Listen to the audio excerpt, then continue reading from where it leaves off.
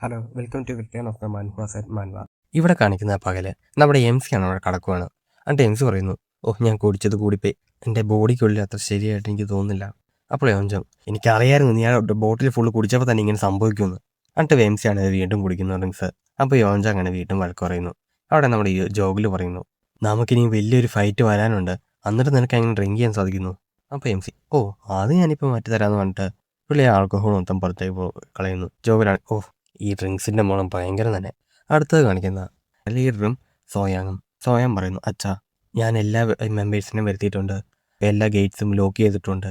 അപ്പോൾ leader, okay ശരി, wooden സെറ്റിലെ ഡിസിപ്പിൾ പെട്ടെന്ന് തന്നെ ഇവിടെ വരും, നമുക്ക് അവരുടെ ഒപ്പം ഫൈറ്റ് ചെയ്യണ്ടേ. അപ്പോൾ ലീഡർ, അവരുടെ ഒപ്പം ഫൈറ്റ് ചെയ്യാനോ? എന്നിട്ട് മനസ്സിൽ പറയുവാണ്, സത്യം പറയുവാണെങ്കിൽ അവരെ പ്രൊവോക്ക് ചെയ്തത് ഞങ്ങളല്ല, മൗണ്ട് സെറ്റാണ്. ഇപ്പോൾ ഞാൻ ഇങ്ങ് വിട്ട് പോകുവാണെങ്കിൽ ഞങ്ങൾക്ക് ഒത്തിരി സഫർ ചെയ്യേണ്ട ആവശ്യം വരില്ല.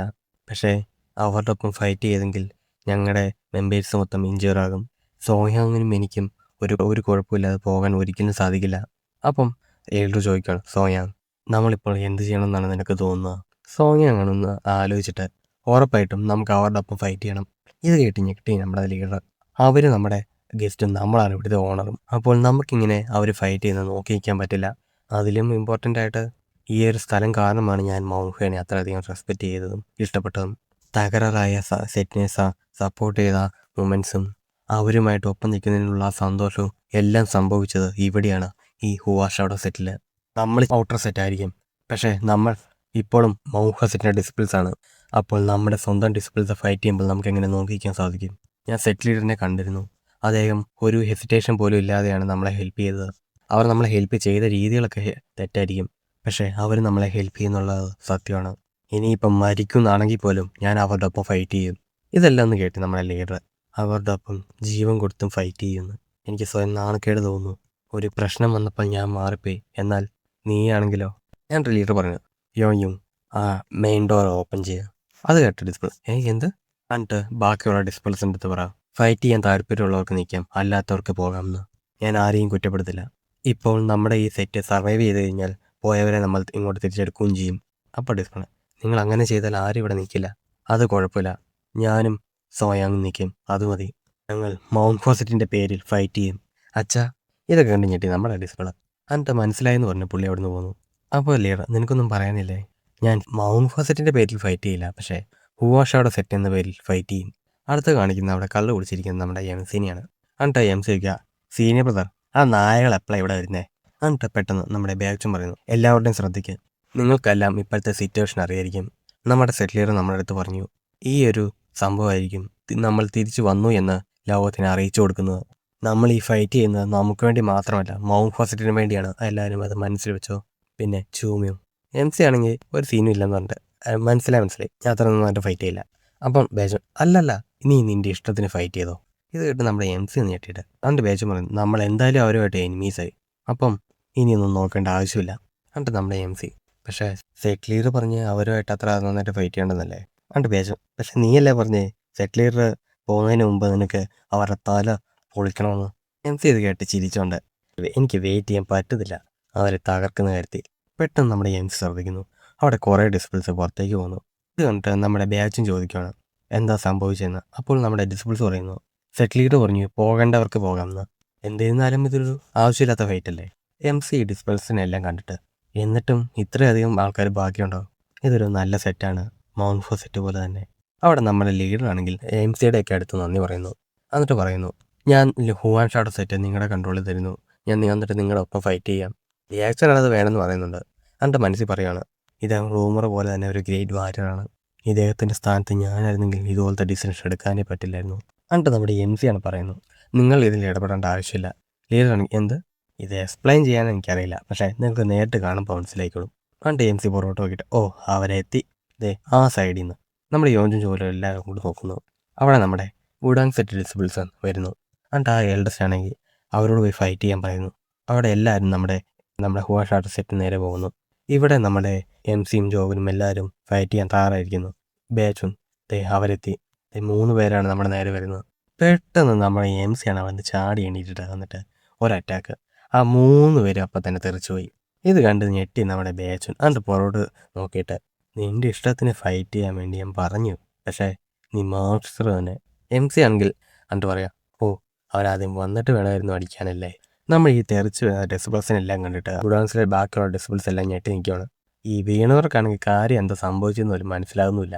അവർക്ക് 3 പേർക്കും ആ അറ്റാക്ക് ഒന്ന് കാണാൻ പോലും സാധിച്ചില്ലേ, അതെങ്ങനെ സംഭവിക്കുന്നത് എന്ന് നമ്മുടെ എൽഡസ്റ്റ് പറയുകയാണ്. ഇതിന് ഒരേ ഒരർത്ഥം, അവിടെ അകത്തുള്ളത് നമ്മളെക്കാളും ഭയങ്കര സ്ട്രോങ് ആയിട്ടുള്ള ആൾക്കാരാണ്. എൻ്റെ പുറകെ വരൂ, ഇനി എന്തൊക്കെ ട്രാപ്പാണ് അവിടെ വെച്ചേക്കുന്നത് നമുക്ക് അറിയാൻ പറ്റില്ല, അതുകൊണ്ട് ഞാൻ ഫസ്റ്റ് പോകാം. സീനിയർ ബ്രോ എന്ന് പറഞ്ഞിട്ട് പുള്ളിയുടെ പുറകെ എല്ലാവരും പോകുന്നു. എന്നിട്ട് ആ എൽഡസ്റ്റ് ആണെങ്കിൽ നമ്മുടെ ഹുവ ഷാഡോ സെറ്റിനെ അറ്റാക്ക് ചെയ്യുന്നു. ആ ഡോർ അങ്ങ് പൊളിക്കുന്നു. അവരകത്തേക്ക് കഴിഞ്ഞിട്ട് എൽഡസ്റ്റ് പറയാം, എവിടെ പോയി ട്രാപ്പ്? അപ്പോൾ നമ്മുടെ MC, നിങ്ങൾ എന്തിനാണ് ആ ഗേറ്റ് പൊളിച്ചത്? അത് ലോക്ക് പോലും അല്ലായിരുന്നു. ഇപ്പോഴത്തെ കുട്ടികൾ വളരെ റോഡാണ്. നമ്മുടെ എംസിനെ കണ്ടിട്ട്, ഇത്രയുള്ളോ, ഇത്രയും പേരുള്ളോ ഞങ്ങളുമായിട്ട് ഫൈറ്റ് ചെയ്യാൻ വേണ്ടി? നിങ്ങൾ അത്രയും കോൺഫിഡൻ്റ് ആണോ? പക്ഷേ ഇത് കോൺഫിഡൻസ് എന്ന് പറയാൻ പറ്റില്ല, അഹങ്കാരം എന്ന് വേണം പറയാൻ. നമ്മുടെ ജോഗിലി യോങ്ജോങ് ഇത് കേട്ടിട്ട് എന്തോ സിമിലാരിറ്റീസ് തോന്നി. അപ്പോൾ നമ്മുടെ MC, സീനിയർ, അവൻ നിങ്ങളുടെ വാക്കുകൾ തന്നെയല്ലേ പറയുന്നേ? പേശനാണെങ്കിൽ മതി മതി. MC നിർത്താനോ? പേശനാണെന്നും ഉണ്ടായിരുന്നു. എന്നിട്ട് MC പോയെന്ന് ചിരിച്ചുകൊണ്ടേ ഇരിക്കുകയാണ്. നമ്മുടെ MCക്കും ഡിസ്പൾസിനും ടെൻഷനൊന്നും ഇല്ലാത്തത് കണ്ട് നമ്മുടെ വുഡാൻ സെറ്റിന് ആൾക്കാണെങ്കിൽ കാര്യങ്ങളൊന്നും മനസ്സിലാവുന്നില്ല. എന്നിട്ട് ആ വുഡാൻ സെറ്റ് ഡിസ്പ്ലേ പറയുകയാണ്, നിങ്ങൾക്ക് എവിടെ നിന്നാണ് ആ ആത്മവിശ്വാസം വന്നതെന്ന് അറിയത്തില്ല, പക്ഷേ ഈ മൗണ്ട് ഹോസിറ്റ് ഞങ്ങളെക്കാളും എപ്പോഴും താഴെ തന്നെയാണ്. നിങ്ങൾക്ക് തോന്നുന്നു ഞങ്ങളെ ഡിഫീറ്റ് ചെയ്യാൻ നിങ്ങൾക്ക് പറ്റുമെന്ന്. അപ്പം നമ്മുടെ MC, എന്താ പറഞ്ഞേ? നിങ്ങളേക്കും താഴെയാണ് ഞങ്ങളെന്നോ? 100 വർഷം മുമ്പ് ഞങ്ങളുടെ കാലിൻ്റെ അത്രയും പോലും ഇല്ലായിരുന്നു നിങ്ങൾ. അപ്പം നമ്മുടെ ഡിസ്പ്ലേ 100 വർഷം മുമ്പ് അന്ന് ചിരിച്ചിട്ട്, അത് ശരിയാണ്, നീ പറയുന്നത് ആ പ്ലം ബ്ലോസം സോഡ് സൈൻ ഉണ്ടായിരുന്ന ആ കാലമല്ലേ. പക്ഷേ നീ ഇത്ര പ്രൗഡായിട്ടുള്ള ആ പുള്ളി ഞങ്ങളുടെ ടേജി സോഡംബറുമായിട്ട് തോറ്റ കാര്യം നിനക്കറിയില്ലേ? MC ഇത് കേട്ടിട്ട് നല്ല പോലെ ഞെട്ടിപ്പോയി. എന്ത്? എന്നിട്ട് പുള്ളി ആ ഡിസ്പ്ലേ ചിരിച്ചിട്ട്, നിനക്ക് അറിയില്ലെന്ന് തോന്നുന്നു, ഞങ്ങളുടെ സോഡംബറും പ്ലം ബ്ലോസം സെയിൻറ്റും നേരത്തെ ഫൈറ്റ് ചെയ്തു. എന്നിട്ട് പ്ലം ബ്ലോസം സോഡ് സെയിൻ്റ് ആണേ തോൽറ്റു. പക്ഷേ ഞങ്ങളുടെ മഹാമനസ്കനായ ടേജി സോഡംബർ ആ കാര്യം മറച്ചു വെച്ച്, കാരണം പ്ലം ബ്ലോസം സോഡ് സെയിൻ്റ് അത്ര നാളങ്ങളായിരിക്കാൻ വേണ്ടി.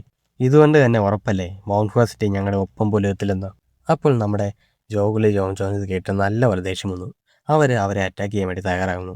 എന്നിട്ട് ബേച്ചും പറയുന്നുണ്ട്, നിങ്ങൾക്ക് സോട്ട് സുപ്രീനെ കുറിച്ച് പറയാൻ വേണ്ടി ഒരു യോഗ്യതയില്ല. പക്ഷേ ഇതെല്ലാം കേട്ട് ഞെട്ടി നമ്മുടെ MC. എന്നിട്ട് MC മനസ്സിലുണ്ട്, നിങ്ങൾ അങ്ങനെയാണെങ്കിൽ അദ്ദേഹത്തിന് കൊടുക്കുന്ന അത്ര റെസ്പെക്റ്റ് എനിക്കും തരണ്ടേ? എന്നിട്ട് MC പറയാം, പക്ഷേ എന്നെ ടേജി സോഡംബർ തോൽപ്പിച്ചു എന്നോ? എപ്പോൾ വേണമെങ്കിലും മരിക്കും തോന്നുന്ന ആ വയസ്സൻ പുള്ളി ഞാനായിട്ട് ഫൈറ്റ് ചെയ്തു. പക്ഷേ അയാൾക്ക് ഇതൊരു പ്രൈവറ്റ് ഡുവലായിട്ട് ആരും അറിയാത്ത ഫൈറ്റ് ആകണമെന്ന് നിർബന്ധമായിരുന്നു. എന്നിട്ട് കാണിക്കുന്നത് നമ്മുടെ MCയും പുള്ളി അയാളോട്ട് ഫൈറ്റ് ചെയ്യുന്നതാണ്. പക്ഷേ നമ്മുടെ MC ആണ് അയാളെ തോൽപ്പിച്ചു. എന്നിട്ട് അയാൾ പറയുന്നുണ്ട്, ഞാൻ തോൽവി സമ്മതിച്ചില്ലേ, എന്നെ അടിക്കുന്ന നിർത്ത്. and ലാസ്റ്റ് പുള്ളിയാണെങ്കിൽ നമ്മുടെ MCയോടാണ് അപേക്ഷിക്കുന്നുണ്ട്, എന്നെ വെറുതെ വിടാൻ പറഞ്ഞ്. എന്നിട്ട് MC മനസ്സിൽപ്പെടുക, ആ ഫൈറ്റിന് ശേഷം അവനെ എനിക്ക് എങ്ങനെ വല്ല ഓർഡർ ചെയ്യായിരുന്നു. അവൻ ഒരു നല്ല റെസ്റ്റോറൻറ്റ് ടോപ്പ് ഫ്ലോർ തന്നെ ഫുള്ള് റെൻറ്റ് ചെയ്തു, പറഞ്ഞ എക്സ്പെൻസീവ് വൈൻസ് എല്ലാം മേടിച്ച് തരുകയും ചെയ്തു. അവനൊരു നല്ല സെർവൻ്റ് ആയിരുന്നു. പക്ഷേ ഈ ഹിസ്റ്ററി തന്നെ ഇങ്ങനെ മാറിക്കിടക്കുന്നത്, ആർക്കും ഡീറ്റെയിൽസ് അറിയത്തില്ലാത്തതുകൊണ്ട് അവരുടെ ഇഷ്ടത്തിന് മാറ്റിയത്. ആ നായകൾ. അപ്പോൾ അവിടെ നിന്നെയൊക്കെ ആ 100 വർഷം മുമ്പുള്ള ആ വയസ്സൻ സഹായിക്കുമെന്നാണ് ഓർത്തേക്കുന്നത്. നിങ്ങളെല്ലാം മരിച്ചടാ ചേക്കന്മാരെ. ഇതെല്ലാം കേട്ടപ്പോൾ നിനക്ക് എത്ര ധൈര്യം ഉണ്ടായിട്ടാണ് വുഡാൻ സെറ്റിനെ ഇൻസൾട്ട് ചെയ്യാൻ? അപ്പോൾ നമ്മുടെ MC ആണെങ്കിൽ, വി സോഹാൻ. അപ്പോൾ അവൻ, യെസ്, ഞാൻ പറഞ്ഞതെല്ലാം ചെയ്തില്ലേ? ആ റൂമേഴ്സ് റെഡി ചെയ്യുന്നതാണോ? അത് ഞാൻ നിങ്ങൾ പറഞ്ഞ പോലെ ചെയ്തു. പക്ഷേ അപ്പോൾ MC, നല്ലത്. എന്നിട്ട് ആ ഡിസിപ്പിൾസായിട്ട് ഫൈറ്റ് ചെയ്യാൻ തയ്യാറായിരുന്നു നമ്മുടെ MC. എന്നിട്ട് നമ്മുടെ MC ആണെങ്കിൽ ആ വാളങ്ങ് കുറയുന്ന ഊരി ആ വിൻഡോ കൊണ്ട് തന്നെ നമ്മുടെ ഡിസിപ്പിൾസാണ് തെളിച്ച് പോകാറായി. അവർ ഞെട്ടിയിട്ട് എന്ത്? പക്ഷെ പെട്ടെന്നാണെങ്കിൽ അവരുടെ പുറകിലുണ്ടായിരുന്ന ബിൽഡിങ്സ് മൊത്തം മുറിഞ്ഞു വീഴുന്നു. അവർക്ക് എന്താ സംഭവിക്കുന്നതെന്നൊന്നും മനസ്സിലാകുന്നില്ല. എന്നിട്ട് അവർ പുറകോട്ട് നോക്കിയപ്പോൾ അവിടെ കുറേ ആളുകൾ ഒത്തുകൂടിയിരിക്കുന്നു. ഇവരൊക്കെ എന്നിട്ട് നമ്മുടെ MC പറയുന്നു, ഇത് നമുക്ക് കുറേ ആൾക്കാരുടെ മുമ്പിൽ തന്നെ നിന്ന് തന്നെ തീർക്കാം. സീനിയർ ബ്രദേഴ്സ്, നിങ്ങൾക്ക് എത്ര പേരെ എടുക്കാൻ പറ്റും? അപ്പോൾ ജോഗുൽ 3, യോഞ്ചാങ് ആണെങ്കിൽ 2, അപ്പം മൊത്തം 5. സീനിയർ 4 പേരെ തീർത്തേക്ക്. സീനിയർ ബയാക്ക്, നിങ്ങൾ ആ ചേക്കനെ നോക്കിയോ? അപ്പോൾ ബേച്ചൻ, അപ്പോൾ നീയോ? ഞാനോ? ഞാനിത് ഇടപെടണമെന്നാണ് നീ പറയുന്നത്? അപ്പോൾ ബേച്ചൻ, അല്ല. അപ്പോൾ ശരി, തുടങ്ങിക്കോ സീനിയേഴ്സ്. ബേച്ചനാണെങ്കിൽ കുറച്ച് ടെൻഷൻ അടിച്ചിട്ടാണെങ്കിലും പറയുന്നുണ്ട്, ഇവരെന്തായാലും നമ്മുടെ ട്രെയിനിങ്ങിൻ്റെ റിസൾട്ട് നല്ലപോലെ കാണിച്ചു തരും, അപ്പോൾ തുടങ്ങാം എന്നും പറഞ്ഞ് നമ്മുടെ ഡിസിപ്പിൾസ് എല്ലാവരും നമ്മുടെ വുഡാൻ സെറ്റ് ഡിസിപ്പിൾസിനെ അറ്റാക്ക് ചെയ്യാൻ പോകുന്നു. അവരും തിരിച്ച് അറ്റാക്ക് ചെയ്യാൻ പോകുന്നു. അവിടെ നമ്മുടെ ജോവിൽ മനസ്സിൽ പറയുന്നുണ്ട്, എല്ലാ സ്പോർട്സ്മാനും ഈ 2 വർഷം അവരുടെ സ്കില്ല് ഇമ്പ്രൂവ് ചെയ്യാൻ ട്രെയിൻ ചെയ്തു. ആ ഭ്രാന്തൻ ചെക്കൻ ഞങ്ങളുടെ ലിമിറ്റിൻ്റെ അത്രയും ട്രെയിൻ ചെയ്യിപ്പിച്ചു. പക്ഷേ ഞാൻ ഓർത്തുകൊണ്ടിരുന്നത് എന്നെ സ്ട്രോങ്ങർ ആക്കുമെങ്കിൽ ഏത് ട്രെയിനിങ് എനിക്ക് സഹിക്കാൻ പറ്റുമെന്ന്. പക്ഷേ ആ ചിന്തകളൊക്കെ എൻ്റെ മനസ്സിൽ നിന്ന് പോയി.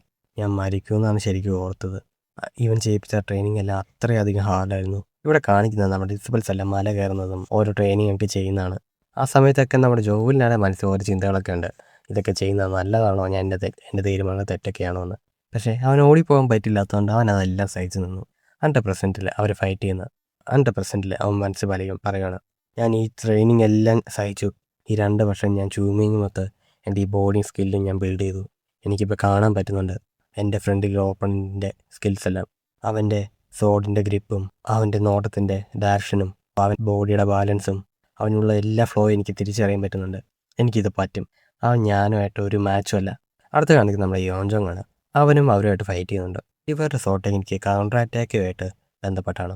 ഇവർ മറ്റുള്ളവരുടെ സ്ട്രെങ്ത് അഡ്വാൻറ്റേജ് ആക്കി ജയിക്കും. ഇതുപയോഗിച്ച് തന്നെയാണ് ഇവർ ഈ ലോകത്തിലെ തന്നെ ഏറ്റവും സ്ട്രോങ്ങസ്റ്റ് സെറ്റ് ആയത് തന്നെ. അപ്പോൾ ഇവരെ നേരിടാനുള്ള ഫൈറ്റിംഗ് സ്റ്റൈൽ ഏതാണ്? വേറൊന്നുമില്ല, നിങ്ങൾ അവരേക്കാളും ഫാസ്റ്റർ ആയിരിക്കണം എന്നും പറഞ്ഞാൽ നമ്മുടെ ആ ഉഡാൻസെ ഡിസിപ്ലിനെ അവർ തോൽപ്പിക്കുന്നു. എന്നിട്ട് ഇപ്പം യോഞ്ചോഗും മനസ്സിൽ പറയാണ്, ഇവർ വളരെയധികം പതുക്കെയാണ്, നമ്മളിത് ഉറപ്പായും ജയിക്കും. അവിടുത്തെ ഉഡാൻസെറ്റ് ഡിസിപ്ലിൻസ് തന്നെ കാര്യം ഇവിടെ എന്താ നടക്കുന്നത് ഒന്നും മനസ്സിലാകുന്നില്ല. അവരിങ്ങനെ തോറ്റുകൊണ്ടേ ഇരിക്കുകയാണ്. അവിടെ നമ്മുടെ യോഞ്ചോങ് ഡിസിപ്ലിനെ തോൽപ്പിച്ചു. എന്നിട്ട് പറയുകയാണ്, നിങ്ങളുടെ ഷോർട്ട് സ്കിൽ അത്ര മോശമൊന്നുമല്ല, പക്ഷേ നമ്മുടെ ട്രെയിനിങ്ങിലാണെങ്കിൽ വളരെയധികം വ്യത്യാസമുണ്ട്. എന്നിട്ട് നമ്മുടെ യോഞ്ചോങ് ആണെങ്കിൽ പെട്ടെന്ന് പുറകോട്ട് തിരിഞ്ഞ് നോക്കുമ്പോൾ നമ്മുടെ സീനിയർ ബ്രദർ ജോവിൽ നിങ്ങൾ 3 മിസ്റ്റേക്ക് ചെയ്തു. സീനിയർ ബ്രദർ യോഞ്ചോങ് നിങ്ങളാണെങ്കിൽ 4 മിസ്റ്റേക്കും. നിങ്ങൾ മരിച്ചെന്ന്. എന്നിട്ട് യോഞ്ചോങ് മനസ്സിൽ പറയുക, എനിക്ക് ഈ ഫൈറ്റിന് ശേഷം ഉറപ്പായി മൗൺഫയുടെ സോട്ട് ടെക്നിക്ക് വളരെ ശക്തമാണെന്ന് പെട്ടെന്ന് തന്നെ എല്ലാവർക്കും മനസ്സിലാകും. അല്ല, ഈ ലോകത്തിന് തന്നെ മനസ്സിലാകും ഇത്. അടുത്ത് കാണിക്കുന്നത് നമ്മുടെ ലീഡറാണ്. പുള്ളി മനസ്സിൽ പറയുക, ഇതെന്തൊരു ഭയങ്കര ശക്തിയാണ്. അവർ അവരുടെ ഓപ്പൺ എനിമീസിനെ എത്ര എളുപ്പമായിട്ടാണ് തോൽപ്പിക്കുന്നത്. ജിയാൻഹുവിൻ്റെ ലീഡർ എന്നറിയപ്പെടുന്ന ഗുഡാങ് സെറ്റിന് നേരെയാണ് ഇവർ ഓവർവെൽമായിട്ട് ജയിക്കുന്നത്. അപ്പോൾ അച്ഛാ, അവർ ശക്തമാണ്. ലീഡർ മനസ്സിൽ പറയണം, എനിക്കിത് കണ്ട് വളരെ സന്തോഷം തോന്നുന്നുണ്ട്. മൗൺഫ സെറ്റ് ഇപ്പോൾ വ്യത്യസ്തമാണ്. അവരുടെ ഡിസിപ്പിൾസ് വളരെയധികം ശക്തമാണ്. അത് നമ്മുടെ സിനെ കണ്ട് എന്നിട്ട് നമ്മുടെ സിനെ പുള്ളിനെ ശ്രദ്ധിക്കുന്നു. സി ആണെങ്കിൽ വേണോ റിങ്സ്? അപ്പം നമ്മുടെ ലീഡറാണെങ്കിൽ പിന്നെ ഇവൻ്റെ ഈ ഗുണങ്ങളും ഈ പാസ്റ്റിലൊന്നും ഇതുപോലൊന്നും ഇല്ലായിരുന്നു. ലീഡർ ചോദിക്കുകയാണ്, നിൻ്റെ സീനിയേഴ്സ് എല്ലാം ഫൈറ്റ് ചെയ്യുമ്പോൾ നീ ശരിക്കും ഡ്രിങ്ക്സ് കഴിക്കണോ? അതിനെന്താ കുഴപ്പം? അവരെല്ലാം നല്ലപോലെ ട്രെയിൻ ചെയ്തു. അവരത്ര പെട്ടെന്നൊന്നും തോൽക്കില്ല. എൻ്റെ മനസ്സിൽ കാരണം ഞാനല്ലേ അവരെ ട്രെയിൻ ചെയ്തത്. അവിടെ ഗുഡാൻ സെറ്റുമായിട്ട് നമ്മുടെ ഡിസിപ്പിൾസ് ഫൈറ്റ് ചെയ്തുകൊണ്ടിരിക്കുകയാണ്. അവർ രണ്ടുപേരും സൈഡിൽ തെറിച്ചു വന്നു. അവിടെ ഗുഡാൻ ഡിസിപ്പിൾ അവർ വളരെ ശക്തമാണ്. എങ്ങനെയാണ് ഇത്ര ഫാസ്റ്റ്? അവിടെ ബാച്ചുൻ, നീ ചെയ്യ്. എന്ത്? നീ അത്ര അഭിമാനമൊന്നും നോക്കുന്ന ആളല്ലാന്ന് എനിക്കറിയാം. അപ്പം അഭിനയിക്കാതെ ചെയ്യുക. ആ ഡിസിപ്ലിനൊന്ന് ആലോചിച്ചിട്ട് നിങ്ങളുടെ സീനിയേഴ്സിനെ ഹെൽപ്പ് ചെയ്യുക. ആ ഡിസിപ്ലിൻസ് കയറി ഞെട്ടിയിട്ട് അവിടെ ചുമ്മാ നോക്കി നിൽക്കാതെ അവരെ ഇപ്പോൾ ഹെൽപ്പ് ചെയ്യാൻ ആ ഡിസിപ്ലിൻസ് ഇതെല്ലാം കേട്ട് അവിടെ ഫൈറ്റ് ചെയ്യാൻ പോകുന്നു. അതിൻ്റെ ദേഷ്യം പറയുന്നത് ഈ കാഴ്ച ഞാൻ ഒരിക്കലും മറക്കില്ല. ഗുഡാങ് സെറ്റിലെ ഡിസിപ്പിൾസ് ആണെങ്കിൽ അവരുടെ ആളുകളുടെ എണ്ണം ഉപയോഗിച്ച് ഞങ്ങളുമായിട്ട് ഫൈറ്റ് ചെയ്യുന്നു. ആ ഡിസിപ്പിൾ മനസ്സിൽ പറയുന്നുണ്ട്, ഇത് ശരിക്കും നാണക്കേടാണ്. ഇതിപ്പോൾ ഉറപ്പായിട്ടും ജയിക്കേണ്ട ഫൈറ്റ് അല്ലായിരുന്നെങ്കിൽ ഇത് ഞാൻ ഒരിക്കലും ചെയ്യില്ലായിരുന്നു. എൻ്റെ പുള്ളി സമാധാനപ്പെട്ടിട്ട് പറയാണ്, നിങ്ങളെല്ലാം സ്ട്രോങ് ആണെന്ന് ഞാൻ അംഗീകരിക്കുന്നു. പക്ഷേ അവൻ എന്തുകൊണ്ടാണ് ഇതുവരെയായിട്ടും ഫൈറ്റ് ചെയ്യാതെ? അവൻ ഞങ്ങളെ താഴ്ത്തി കാണുവാണോ? അവിടെ വേച്ചും പറയുന്നുണ്ട്, നിങ്ങളെല്ലാം തെറ്റിദ്ധരിച്ചേക്കാണ്. നിങ്ങളെല്ലാം അത്രയ്ക്ക് സ്കിൽഡ് അല്ല അവനുമായിട്ട് ഫൈറ്റ് ചെയ്യാൻ വേണ്ടി. ഒപ്പത്തിനൊപ്പമുള്ള ആൾക്കാരുമായിട്ടല്ലേ ഫൈറ്റ് ചെയ്യേണ്ടത്. ഇത് കിട്ടും നമ്മുടെ ആ ഡിസിപ്ലിനാണ് നല്ല ദേഷ്യം വന്നു. അവൻ പറയുന്നു, നീ എന്താ പറഞ്ഞേ? അപ്പോൾ വേച്ചു, നീ ദേഷ്യപ്പെടല്ലേ, ഞാനും നിൻ്റെ അത്ര സ്കില്ലൊന്നുമില്ല അവനായിട്ട് ഫൈറ്റ് ചെയ്യാൻ വേണ്ടി. ലോകം ശരിക്കും വ്യത്യസ്തമാണ്. എൻ്റെ ബാച്ച് നമ്മുടെ സിനെ ആണെങ്കിൽ ഒരു മാൻസ്റ്ററുമായിട്ടൊക്കെ ഉപയോഗിക്കുന്നുണ്ട്. അതുകൊണ്ട് കേട്ട് ഞെട്ടി നമ്മുടെ ഡിസിപ്ലിനും. എന്നിട്ട് അവൻ ബാച്ചും പറയുകയാണ്, വിഷമിക്കണ്ട, നീ അത്ര ബോറാവുന്നില്ല, കാരണം നീയായിട്ട് ഞാൻ ഫൈറ്റ് ചെയ്യല്ലേ. പിന്നെ മൗൺഫോ ഡിവൈൻ ഡ്രാഗൺ ഇടപെടേണ്ട അത്ര വലിയ കാര്യമൊന്നുമല്ല. അവിടെ നമ്മുടെ ഡിസിപ്ലിൻ ദേഷ്യത്തിൽ അങ്ങോട്ടേക്ക് അറ്റാക്ക് ചെയ്യാൻ വരുന്നു.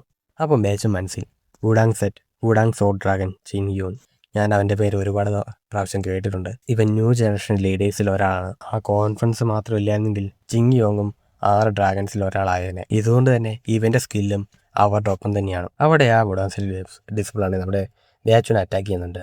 അതൊരു വേവ് രൂപത്തിലാണ് അവനെ അറ്റാക്ക് ചെയ്യുന്നത്.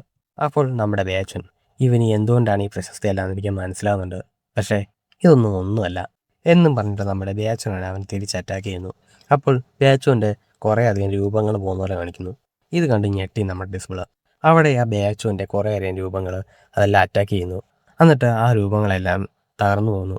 അപ്പോൾ കുറേ പെറ്റൽസ് അതിലേക്കൂടെ പറന്നു നടക്കുന്നവർ തോന്നുന്നു. അണ്ട് ബാച്ചൻ 7 പ്ലം ബ്ലോസം എക്സിക്യൂഷൻ. ആ അറ്റാക്ക് ഫുൾ വന്നിട്ട് നമ്മുടെ ഡിസിപ്പിളിൻ്റെ മേലെ ലാൻഡ് ആകുന്നു. ഡിസിപ്പിൾ ആണെങ്കിൽ അവിടെ ബോധം കെട്ട് വീഴുന്നു. എന്നിട്ട് ആ രൂപങ്ങളെല്ലാം മാഞ്ഞു പോകുന്നു. എന്നിട്ട് കുറേ പെറ്റൽസ് ആകുന്നു. അവിടെ നമ്മുടെ സിയും സോഹാങ്ങും ഡിസിബിൾസ് എല്ലാം ഞെട്ടി നിൽക്കുകയാണ്. എന്നിട്ട് എം സി കണ്ടില്ലേ അവൻ എത്ര ശക്തമാണ്, അവനാണ് ഹുവാറേഷ്യസോട്. എം സി ആണെങ്കിൽ അവിടെ നമ്മുടെ ബാച്ചിന് ചെയർ ചെയ്യുന്നുണ്ട്. അവിടെ നമ്മുടെ യോഞ്ചൻ വെയിറ്റ്, എൻ്റെ അടുത്താണ് ഇത്ര ആൾക്കാർ, ഞാനാണ് ഏറ്റവും വീക്കസ്റ്റ്. നിങ്ങൾ എന്തുകൊണ്ടാണ് ബാക്കോട്ട് ഫൈറ്റ് ചെയ്യുന്നത് എനിക്കറിയാം, പക്ഷേ ഫൈറ്റ് എങ്ങനെയാണെങ്കിലും പക്ഷേ ഫൈറ്റ് ചെയ്യുകയാണെങ്കിൽ നിങ്ങൾ അടുത്ത സ്ട്രോങ്ങസ്റ്റ് അയാൾ അടുത്ത് വേണം ഫൈറ്റ് ചെയ്യാൻ. അപ്പോൾ ആൾ ഡിസിപ്ലിൻ അനുഭവിക്കുക. അതാരാ? അവള് നിങ്ങൾക്ക് കണ്ടുകൂടെ? അവിടെ നമ്മുടെ സീനിയർ യു ഒരു ഡിസിപ്ലിനായിട്ട് ഫൈറ്റ് ചെയ്യുന്നു. ആ ഡിസിപ്ലിൻ മനസ്സിൽ പറയാം, ഇവൾക്ക് ഒരു ഓപ്പണിങ്ങും ഇല്ല, ഇത് എന്ത് തരം സോ ടെക്നിക്കാണ്, ഒരു ഡാൻസ് പോലെ. പെട്ടെന്ന് അവിടെ വേറെ ഡിസിപ്ലിൻ നമ്മുടെ യുവിനെ അറ്റാക്ക് ചെയ്യുന്നു. യു അത് ഡോഗ് ചെയ്തു. അത് കണ്ട് ഞെട്ടി ആ ഡിസിപ്ലിൻ. എന്നിട്ട് യു ആണ് അവരെ കൗണ്ടർ അറ്റാക്ക് ചെയ്യുന്നു രണ്ടുപേരെയും. ഇതെല്ലാം കണ്ട് ഞെട്ടി നിൽക്കുന്ന ബാക്കിയുള്ള ഡിസിപ്ലിൻസും. അതിൻ്റെ ബാച്ചും ചോദിക്കണം, നിങ്ങളപ്പം തുടരുവാണത്? ഇങ്ങനെ തുടർന്ന് പോവുകയാണെങ്കിൽ നിങ്ങൾക്ക് കുറച്ചെങ്കിലും ചാൻസ് ഉണ്ടായിരിക്കും ജയിക്കാൻ വേണ്ടി. പക്ഷേ ഈ മുറിവ് പറ്റിയവരായിട്ട് ഉടനെ ട്രീറ്റ് ചെയ്തില്ലെങ്കിൽ അത് അവർക്ക് ഫ്യൂച്ചറിൽ വലിയ പ്രോബ്ലം ഉണ്ടാക്കും. എനിക്ക് തോന്നുന്നില്ല ഈ മെമ്പേഴ്സിനെ തന്നെ മറന്ന് ഫൈറ്റ് ചെയ്യേണ്ട അത്ര ഇമ്പോർട്ടൻ്റ് ആയ ഫൈറ്റ് ആണെന്നത്. നിങ്ങൾ അവരെയും കൊണ്ടുപോയിട്ട് പോയി ട്രീറ്റ് ചെയ്യുക. എന്നിട്ട് ബേച്ചൻ പറയാം, ഈ പ്രാവശ്യം ഞങ്ങളാണ് വിജയിച്ചത്. എന്നിട്ട് ആ ഡിസിപ്ലിൻസ് ആണെങ്കിൽ അവരുടെ സീനിയേഴ്സിനെയും കൊണ്ടുവന്ന് പോകുന്നു. എന്നിട്ട് അവരടുത്ത് വന്നിട്ട് പറയുന്നുണ്ട്, ഞങ്ങൾ ഞങ്ങളുടെ തോൽവിയൊക്കെ സമ്മതിച്ചു എന്ന്. അപ്പോൾ ബേച്ചും പറയുന്നു, ഞങ്ങളുമായിട്ട് ഇനിയും പ്രശ്നം ഉണ്ടാക്കി വന്നേക്കില്ല. നിങ്ങൾ നിങ്ങളുടെ സീനിയേഴ്സിൻ്റെ പേര് ഫൈറ്റ് ചെയ്തുകൊണ്ട് അവർക്ക് നാണം കെടുന്ന രീതിയിലൊന്നും ചെയ്യില്ല എന്ന് ഞാൻ പ്രതീക്ഷിക്കുന്നു. എന്നിട്ട് പോകാൻ നമ്മുടെ ബാച്ചും പറയുന്നു. എന്നിട്ട് ആ ഡിസിബിൾസ് ആണ് അവിടെ നിന്ന് പോകുന്നു. എന്നിട്ട് പുറത്തുനിന്ന ആൾക്കാരാണ് നമ്മുടെ മൗണ്ട് കോസിറ്റിനെ കുറിച്ച് നല്ല കാര്യങ്ങളൊക്കെ ഓരോന്ന് പറയുന്നുണ്ട്. അവരത്ര സ്ട്രോങ് ആണ്, അവരുടെ കീഴിൽ ചേർന്നെന്നൊക്കെ. എന്നിട്ട് ബാച്ചുനാണെങ്കിൽ വാൾ തിരിച്ചു വെച്ചിട്ട് നമ്മുടെ സെറ്റ്ലിയറിൻ്റെ അടുത്ത് പോകുന്നു. എന്നിട്ട് പറയുന്നു, സെറ്റ്ലിയർ, ഞങ്ങൾ മൗണ്ട് കോസെറ്റ് ഹുവ ഷാഡോ സെറ്റിനെ സംരക്ഷിച്ചു, നിങ്ങളിപ്പോൾ സേഫാണ്. ഇത് കേട്ട് ഞെട്ടിയിട്ട് പുള്ളിയാണ് ഒന്ന് കരഞ്ഞു. എന്നിട്ട് പുള്ളി പറയാണ്, ഹുവ ഷാഡോ സെറ്റിൻ്റെ ലീഡർ എന്ന നിലയിൽ നിങ്ങൾ ചെയ്ത കാര്യം ഞാൻ ഒരിക്കലും മറക്കില്ല, വളരെയധികം നന്ദിയുണ്ട്. എന്നിട്ട് ആ ഡിസിപ്ലിൻ സ്ഥാനം തിരിച്ച്, ഇത് കുഴപ്പമില്ല, ഞങ്ങൾ ചെയ്യേണ്ട കാര്യങ്ങൾ മാത്രമാണ് ചെയ്തതെന്ന് പറയുന്നു. പുള്ളിക്കാണെങ്കിൽ കരച്ചിലിറക്കി പിടിക്കാൻ പറ്റുന്നില്ല, കരഞ്ഞുകൊണ്ടിരുന്നു. എന്നിട്ട് ഇത് കണ്ട് ചിരിച്ച് നമ്മുടെ എം സി